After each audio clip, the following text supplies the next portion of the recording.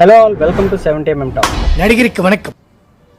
ఏంట్రో gap ఇచ్చావు? ఇవ్వలేదు, వచ్చింది. కొన్నిసార్లు కష్టాలు మనల్ని ఇలా గ్యాప్ ఇచ్చేలా చేస్తూ ఉంటాయి. అయినా వాటిని తన్నుకుంటూ వచ్చినప్పుడే కదా మన బలం ఏంటో తెలిసేది. అందుకే తన్నుకుంటూ వచ్చా. అయన్నొద్దు, పాయింట్కి రా.